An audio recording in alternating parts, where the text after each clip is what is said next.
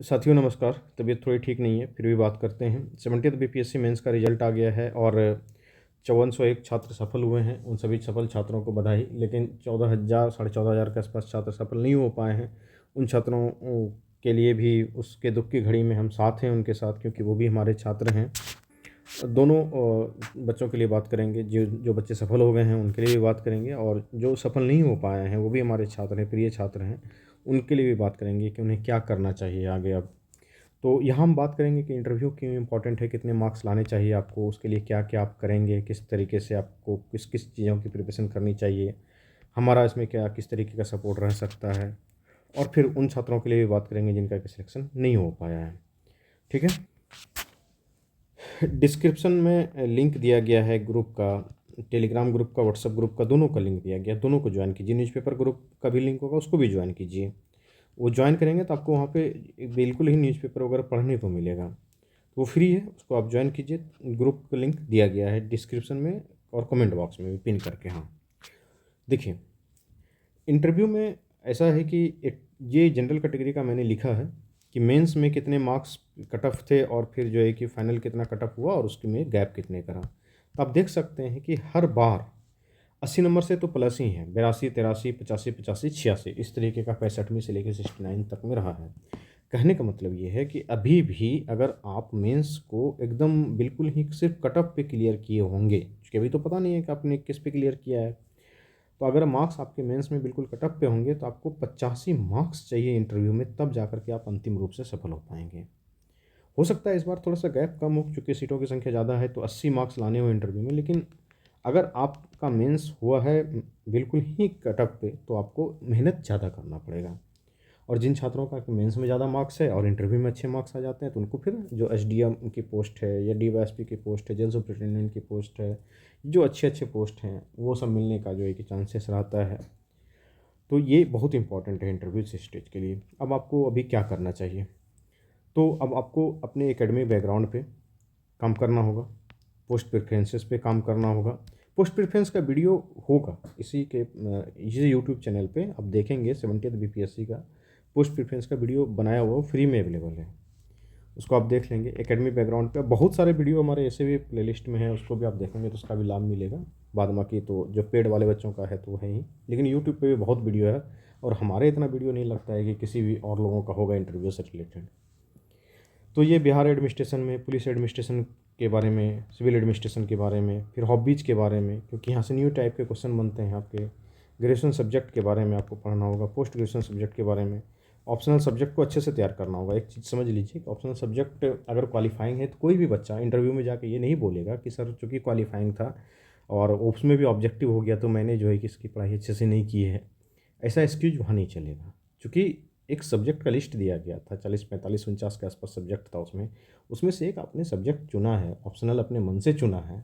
उसके बाद भी उसका आपने अच्छे से तैयारी नहीं किया है, सिर्फ इस बात को लेकर के कि आपका क्वालिफाइंग हो गया था।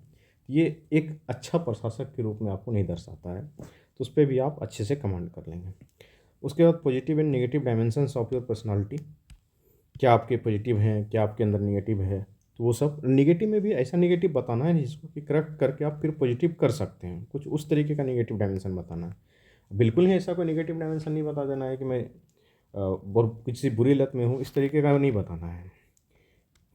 नेगेटिव पर्सनालिटी एक ऐसी बतानी है जिसको कि करेक्ट किया जा सके बाद में, जैसे कि आप आलसी हैं कि सर थोड़ा सा मैं आलस कर लेता हूँ।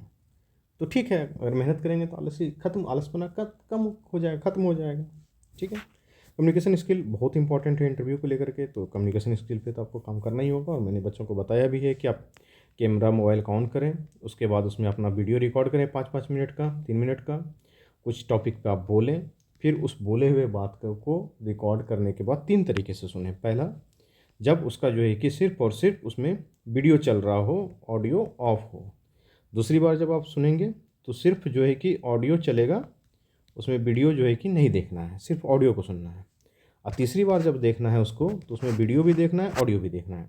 तब आपको समझ में आएगा कि बोलने वक्त आप कहाँ सिर मूवमेंट करते हैं, हैंड मूवमेंट करते हैं।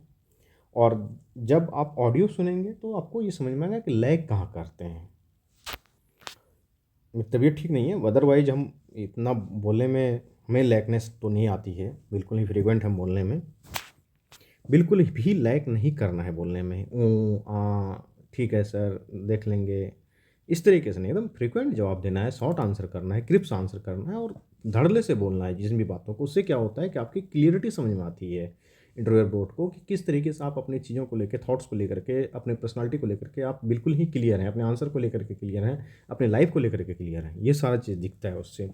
उसके बाद एक फेवरेट पर्सनालिटी से कई बार प्रश्न पूछे जाते हैं, गांधी, अम्बेडकर, विवेकानंद, जो भी आपके फेवरेट पर्सनालिटी हैं, डॉक्टर APJ अब्दुल कलाम साहब हैं या कोई भी हैं, तो उनके बारे में करंट अफेयर में वो तीनों सेक्शन, नेशनल, इंटरनेशनल और बिहार, खास करके बिहार का करंट अफेयर और न्यूज़पेपर अभी से आपके लिए रामबाण हो जाएगा। उस 2-3 न्यूज़पेपर, कम से कम 2 हिंदी वाला, 1 इंग्लिश वाला, एक इंडियन एक्सप्रेस पढ़ लीजिए या द हिंदू पढ़ लीजिए, उसके इधर जो एक दैनिक जागरण पढ़ लीजिए, दैनिक भास्कर पढ़ लीजिए या हिंदुस्तान पढ़ लीजिए। दैनिक जागरण, दैनिक भास्कर, हिंदुस्तान, हो सके तो तीनों पढ़ लीजिए। एकदम मंगवाइए पेपर, अगर खरीद के मंगवा सकते हैं। एक नगर संस्करण जो आपके आप अगर पटना में है तो पटना नगर संस्करण, नहीं तो अपने क्षेत्र का नगर संस्करण, और पटना वाला नगर संस्करण का पेपर जो है वो उपलब्ध हो जाता है। नीचे टेलीग्राम का लिंक होगा और व्हाट्सअप का लिंक होगा, तो न्यूज़पेपर ग्रुप का भी एक लिंक होगा, उसको देख लीजिएगा। Bihar specific problem and solution से संबंधित, बाढ़, पर्यटन, विकसित बिहार, अभी तो उन्होंने जो है कि ये शिक्षा, रोजगार, उद्योग, ये सब को लेकर के बातें चल रही है, किस किस तरीके से पूर्वोत्तर भारत का उद्योग हब बनाने का बात चल रहा है। तो इस सब पे बहुत सारे प्रश्न होने वाले हैं। 7 निश्चय 3 लॉन्च हो गया है, तो 7 निश्चय 3 का पूरा PDF ग्रुप में डाल दिए हैं, वो फ्री में अवेलेबल है, अच्छे से पूरा उसको पढ़ लीजिएगा। इन सब में से बहुत सारे टॉपिक पे जो है कि आपकी क्लास पहले भी हो चुकी है, क्योंकि हमारा प्रोग्राम काफ़ी समय से चल रहा था। तो एक बैच जो कि आपका अक्टूबर में स्टार्ट हुआ था, उस बैच का जो रिजल्ट है उसमें सारा चीज़ें रिसेंट पढ़ाया गया है। तो उन सभी चीज़ों का अगर आप चाहते हैं कि बहुत बच्चे होते हैं कि सर क्लास करेंगे कंटिन्यू, तो जो बच्चे कंटिन्यू क्लास करेंगे तो उनके लिए तो कंटिन्यू क्लास का बैच तो पूरा चल ही रहा है, सब चीज़ें ही। लेकिन कुछ बच्चे हैं कि नहीं सर, हमें टाइम नहीं मिल पाता है, आप हमें अपना सारा रिकॉर्डिंग मटेरियल दे दीजिए और PDF प्रोवाइड करवा दीजिए, हम खुद से ही कर लेंगे। तो जिसमें कि रिकॉर्डिंग मटेरियल है, सारा चीज़ अवेलेबल है, उसमें जो बाद में क्लासेस होंगी उसको ऐड कर दी जाएंगी, यानी कि उसमें लाइव एक्सेस नहीं है, सिर्फ और सिर्फ रिकॉर्डेड एक्सेस है। तो उनका बैच का नाम है प्रयास, जो है कि एक बेसिक बैच है इंटरव्यू का, ठीक है, प्रयास बैच आप बोलेंगे। उसकी फ़ीस बहुत कम है, ये जो फ़ीस दिख रही है इससे भी आधी हो जाएगी उसकी फ़ीस। और जो अभी लक्ष्य बैच है जो इंटरव्यू का 70th BPSC वाला, उसकी फ़ीस जो आपको स्क्रीन पे दिख रही है 2400 रुपये प्राइस है, लेकिन अभी 1-2 दिन के लिए ऑफ़र है, ये 1999 का, ठीक है। इसमें क्या है, इसमें सारी फैसिलिटी ऊपर वाली जो दिख रही है ये सारी उसमें फैसिलिटी दी गई है, लेकिन जो बेसिक वाला बैच है उसमें क्या होगा कि रिकॉर्डिंग वाली फैसिलिटी है, PDF वगैरह जो भी मटेरियल है वो है, कि आप अपने से टाइम क्लास नहीं करना है सर, हमको दे दीजिए, हम जो है कि खुद से ही पढ़ लेंगे अपना, तो उनके लिए है। ये सारे क्वेश्चंस वगैरह तो अवेलेबल हैं ही हैं।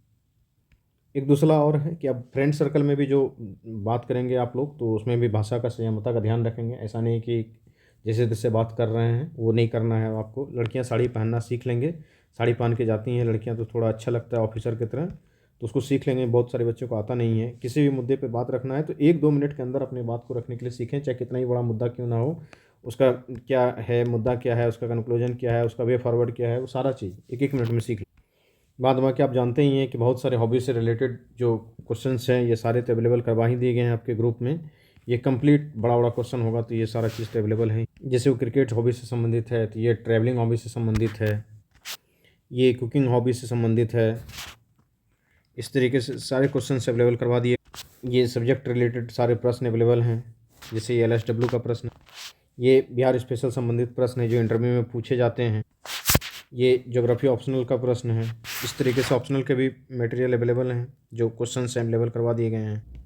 हिस्ट्री बहुत सारे बच्चों का है, तो हिस्ट्री का क्वेश्चन आंसर अवेलेबल करवा ही दिया गया है, आप देख ही सकते हैं, बहुत डिटेल में है ये। तो इस तरीके से जितने भी प्रश्न हैं, जैसे भारतीय इतिहास में स्वर्णकाल किस काल को माना जाता है, which period is consider as the golden age in the Indian history. कुछ बच्चों ने एनसीसी कर रखा होता है, तो एनसीसी से संबंधित सारे प्रश्न इसमें हैं दिए हुए। यहाँ पे आप देख सकते हैं कि एनसीसी की स्थापना कब हुई, किसके अनुशंसा पे हुई, कैसे हुई।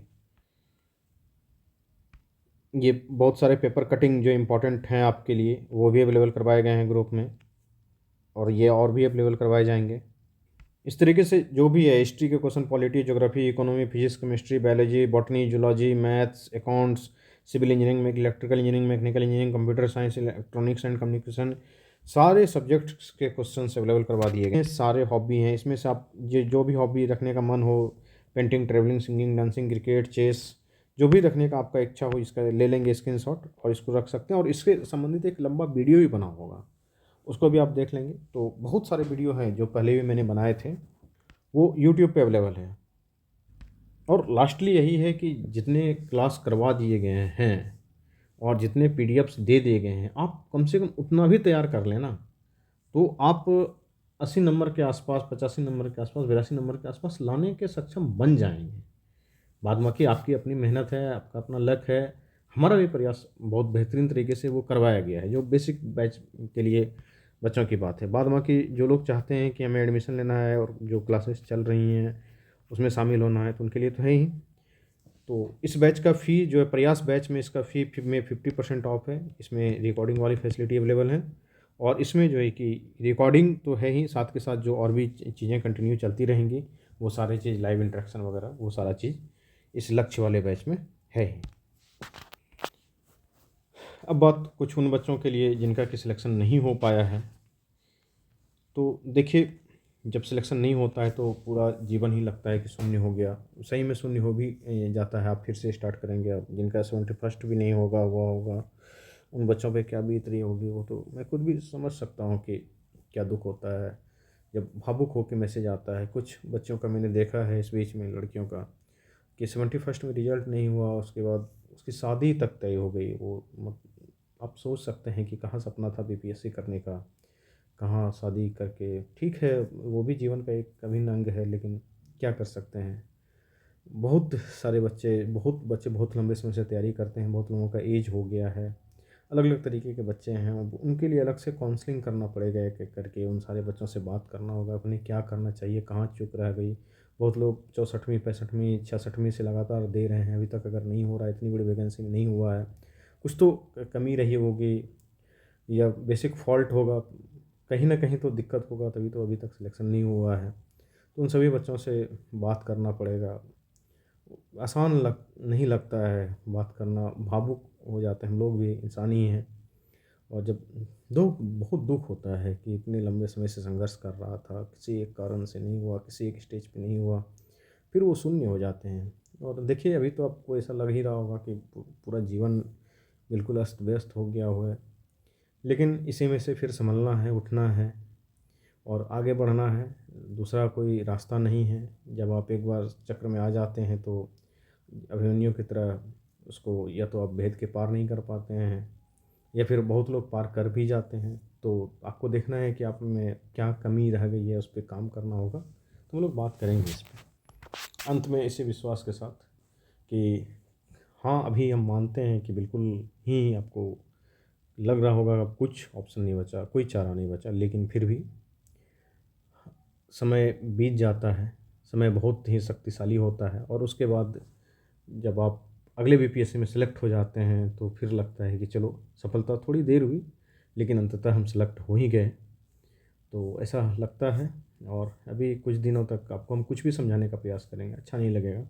वो स्वाभाविक है, आपने इतना मेहनत किया, इतने लंबे समय तक आपने रिजल्ट का इंतज़ार किया था, नहीं हुआ, बहुत दुख है आपके साथ, हमें भी। आप लोगों से भी बात करेंगे, अगर आप चाहते हैं कि एक वीडियो बनाया जाए जो उन छात्रों पे बात हो जिनका सिलेक्शन नहीं हुआ है, और जिन बच्चों का 71st मेंस हो गया है, तो 71st में पीटी हो गया है, तो वो मेंस में अपना लग जाएं, वो तैयारी करते रहें। एडीओ वगैरह का भी एग्ज़ाम है, उन सब चीज़ों को भी देखते रहें। एकदम बिल्कुल ही बैठ नहीं जाना है। क्या करेंगे, हार जीत जीवन में लगा रहता है, लेकिन जो लगातार संघर्ष करते रहता है, आज नहीं तो कल उन्हें सफलता मिलती ही है। इन्हीं शब्दों के साथ आज यहीं तक। फिर अगर आप लोग डिमांड करेंगे तो एक वीडियो बनाएंगे कि जिन बच्चों का सिलेक्शन नहीं हुआ है उनका क्या